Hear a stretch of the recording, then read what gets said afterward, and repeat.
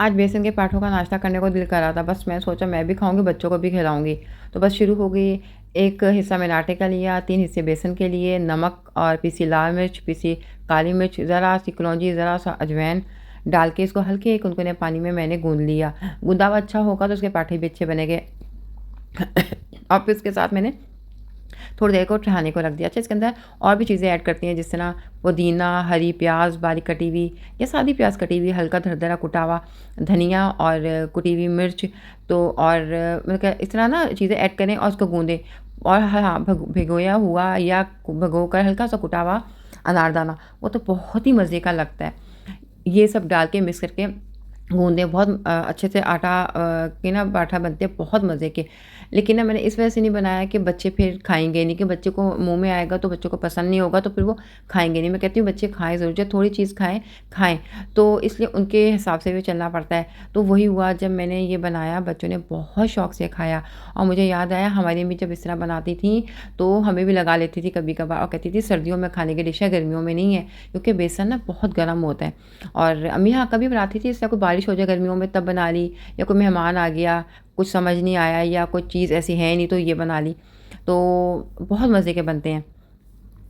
अच्छा, इसके साथ अगर देसी घी का पेड़ा या देसी मक्खन का हो, वाह, वाह, वाह! और लस्सी के साथ तो बहुत मज़े आता है। लेकिन मैंने चाय के साथ किया क्योंकि नाश्ता करना था और बच्चों ने भी खाया। मुझे बहुत ऐसा लगा मेरी मेहनत ना रंग ले आई है। बच्चे जब खा लें तो माँ को बहुत सुकून मिलता है। अच्छा, उसके बाद मैं आ गई हाथ मुँह धो के, क्योंकि आटा लग गया था तो बहुत उलझन होती है मुझे ना कि आटा गिरे या हाथों पे बहुत ज़्यादा लग जाए, कपड़ों पे लग जाए। तो मैं कुछ करती हूँ जल्दी से वॉश-वूश करके हाथ मुँह, फिर मैं कुछ काम करती हूँ। फिर उसके बाद मैं आ गई सफाई की तरफ।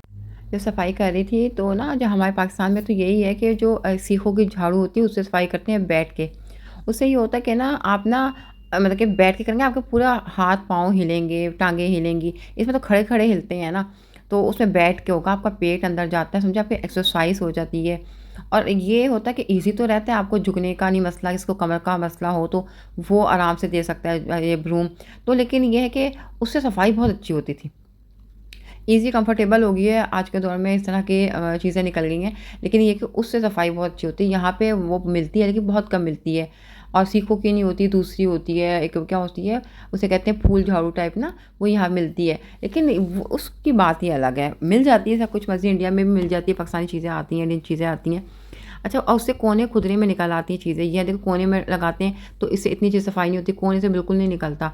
2-3 दफ़ा आड़े-तिरछे तरीके से करो तो होता है। अच्छा, मैं मेन गेट तक पहुँची सफाई के लिए तो यहाँ पे कंप्लेन लेटर लगा हुआ था, उसको उठाया, पढ़ा तो पता चला कि आप अपने सारे प्लांट जो है ना यहाँ से उठा लें, नहीं तो आपको चार्ज करना पड़ेगा। तो बस वो मैंने जल्दी से सारे हटाए, क्योंकि 24 घंटे के अंदर का टाइम था, अगर 24 घंटे में नहीं हटाए तो हमें चार्ज पड़ जाता। तो बस मैंने जो बास्केट थी वो भी अंदर ले आई, उसके अंदर छोटे-छोटे पॉट रखे थे, कल ही तो सेट किए थे मैंने।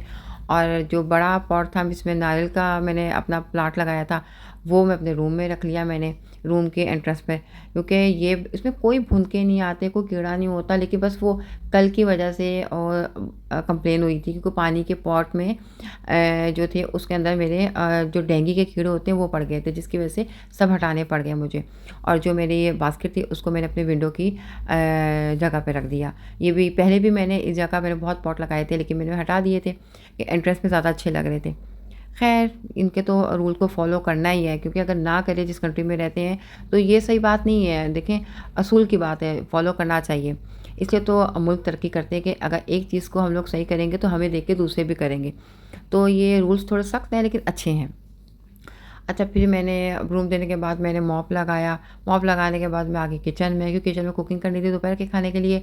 तो उससे पहले सोचा मैं एक चाय मग भर के पीती हूँ सुकून से। ये मुझे ज़रा उलझन और टेंशन हो रही थी, मेरे सारे पौधे एक तो कल हट गए और आज मेरे ये कंप्लेन हो गई कि जिस चीज़ की आपको खुशी होती है, आपको सुकून मिलता है, वो अगर आपको ख़राब हो जाए तो दुःख होता है।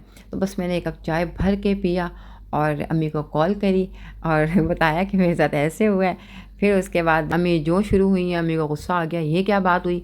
हम पौधे लगा रहे हैं, अपने घरों में लगा रहे हैं, इनके थोड़ी लगा रहे हैं, तो इनसे थोड़ी ले रहे हैं, इनके घर में थोड़ी है। मैं कहा अम्मी ऐसा नहीं होता, जिस मुल्क में रहते हैं उन मुल्क के जो रूल्स होते हैं वो ज़रूर फ़ॉलो करने पड़ते हैं, अगर नहीं करेंगे तो हम मसले मसाइल में पड़ जाएँगे।